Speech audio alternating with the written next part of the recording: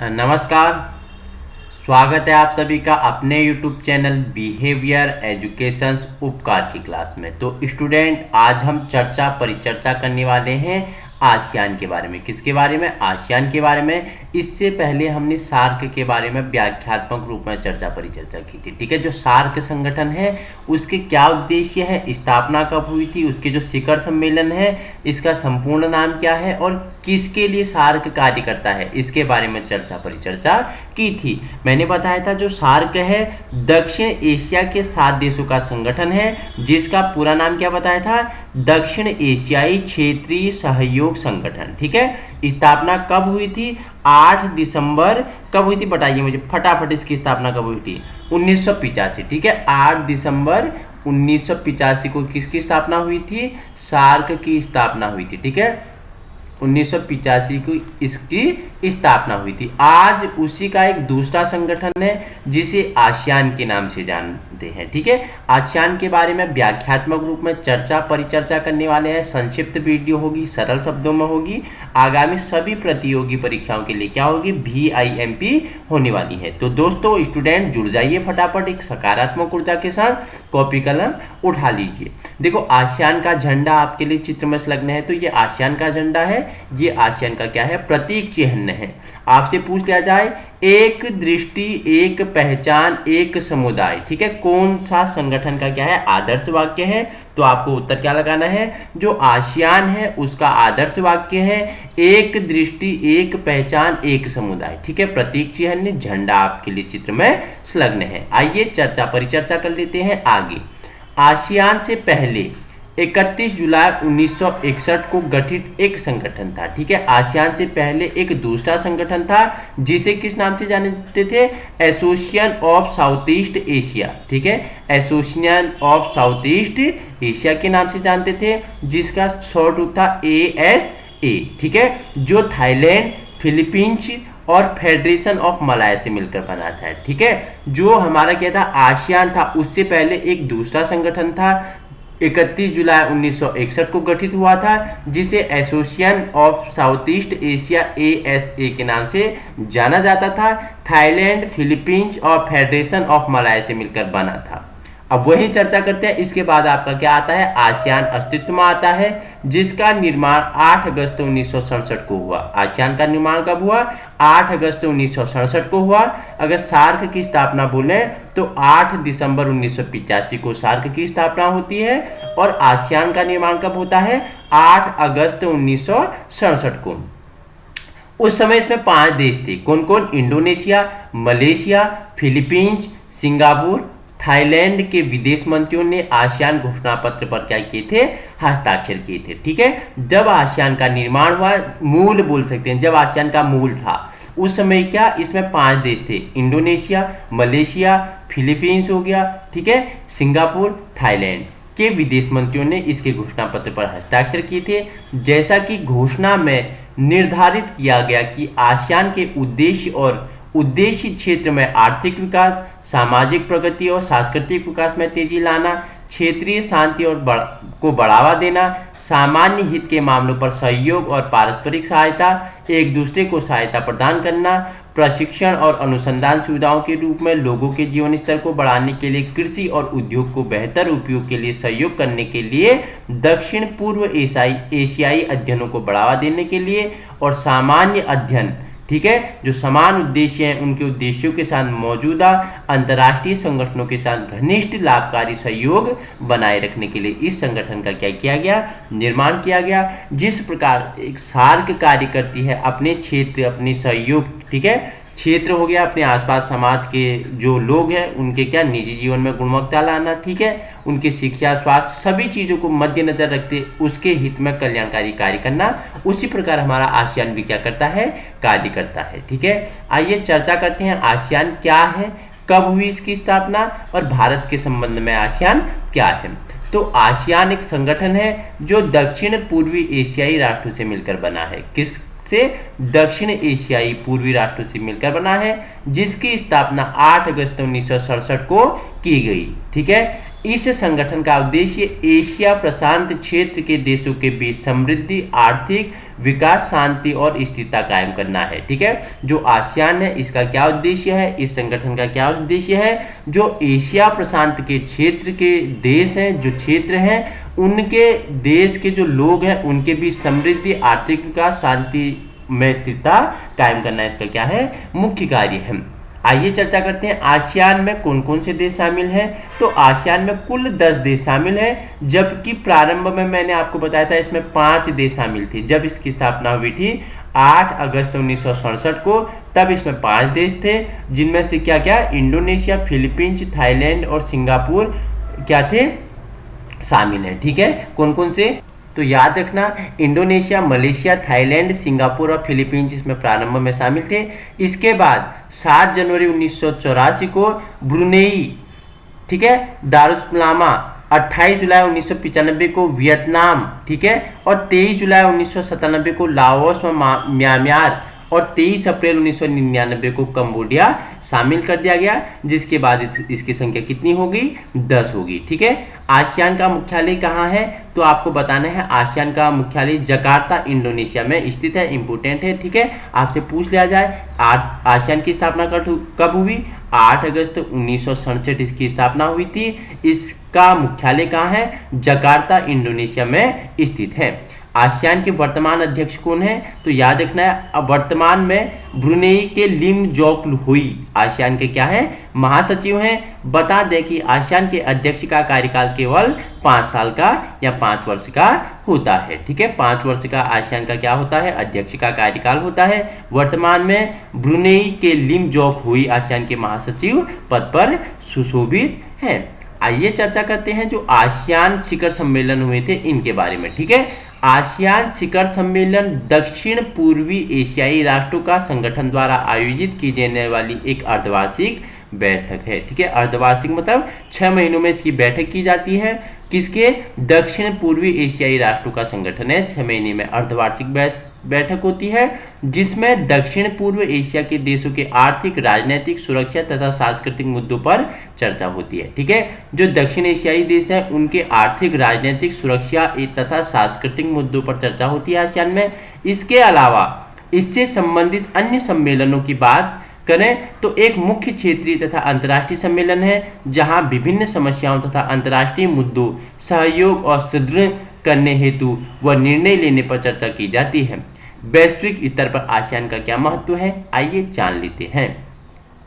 600 million से अधिक आबादी के साथ आसियान दुनिया का तीसरा सबसे बड़ा बाजार है, जो यूरोपीय संघ और उत्तरी अमेरिका बाजारों में से सबसे बड़ा है।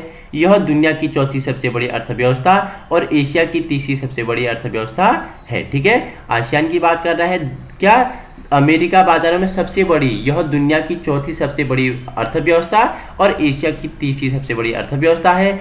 और एक एकल संगठन के रूप में आसियान का 2022 में 3 ट्रिलियन अमेरिका डॉलर से अधिक का संयुक्त सकल घरेलू उत्पाद हुआ। जीडीपी की बात करते हैं हम। ठीक है, ग्रॉस डोमेस्टिक प्रोडक्ट, जिसका 2026 में 4 ट्रिलियन अमेरिका डॉलर को पार करने का अनुमान लगाया जा रहा है। ठीक है, 2022 में कितना, 3 ट्रिलियन अमेरिका डॉलर से अधिक सकल घरेलू उत्पाद हुआ है। ठीक है, और 26 में 4 ट्रिलियन डॉलर से अधिक अनुमान लगाया जा रहा है। आसियान की सांस्कृतिक विविधता और महत्वपूर्ण भौगोलिक स्थिति पश्चिम में हिंद महासागर से पूर्व में प्रशांत महासागर के बीच की समुद्री गलियों को भू राजनीतिक स्तर पर अत्यंत महत्वपूर्ण माना जाता है।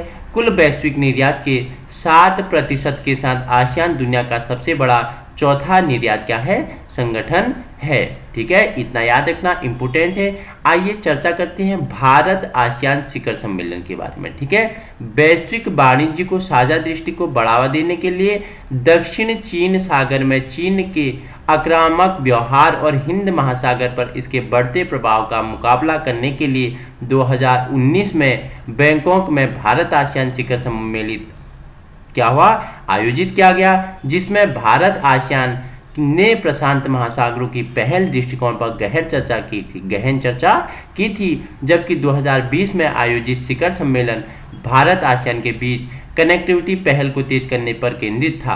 वहीं हाल ही में भारत ने आसियान के वर्तमान अध्यक्ष ब्रुनेई के आमंत्रण पर भारत आसियान शिखर सम्मेलन में भाग लिया, जिसमें से सभी राजनेताओं ने वर्ष 2022 पर 30वीं वर्षगांठ होती है जो मनाते हुए भारत आसियान मैत्री वर्ष के रूप में घोषित किया। भारत आसियान शिखर सम्मेलन प्रतिवर्ष आयोजित किया जाता है और यह भारत व आसियान को उच्चतम स्तर पर जुड़ने का अवसर प्रदान करता है। आइए अब चर्चा करते हैं इसके जो प्रमुख शिखर सम्मेलन हुए, ठीक है, एक से लेके जितने भी हुए उनके बारे में। अगर पहले शिखर सम्मेलन की बात करें तो 23-24 फरवरी 1976 को इंडोनेशिया, ठीक है, किसके उसमें हुई अध्यक्षता में? राष्ट्रपति सुहार्तो की, ठीक है, इंडोनेशिया के राष्ट्रपति सुहार्तो की अध्यक्षता में पहला शिखर सम्मेलन होता है। कब होता है? 23-24 फरवरी 1976 को, ठीक है।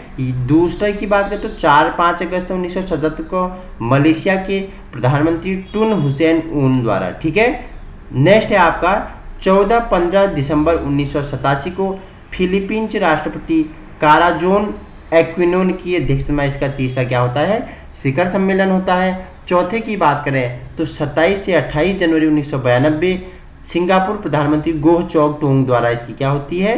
शिखर सम्मेलन होता है। वहीं इसका नेक्स्ट शिखर सम्मेलन 14-15 दिसंबर 1995 को थाईलैंड प्रधानमंत्री बनहॉन शिल्प अर्चा के अध्यक्षता में होती है। जो नेक्स्ट इसका शिखर सम्मेलन होता है 15 से 16 दिसंबर 1998 को वियतनाम प्रधानमंत्री फोन वोन खाई के अध्यक्षता में होता है। नेक्स्ट शिखर सम्मेलन 5-6 नवंबर 2001 ब्रुनेई सुल्तान हसनल बोल्कियाही के अध्यक्षता में होता है। उसके बाद इसका जो नेक्स्ट सम्मेलन होता है वो 4 से 5 नवंबर 2002 को कंबोडिया प्रधानमंत्री हुन सेन के अध्यक्षता में होता है।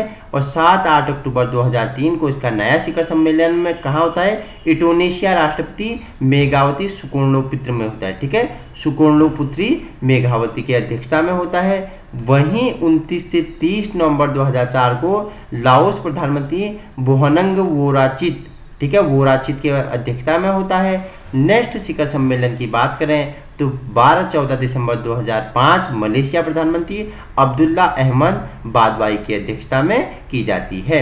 11 से 14 जनवरी 2007 में इसका नया शिखर सम्मेलन होता है जो फिलीपींस राष्ट्रपति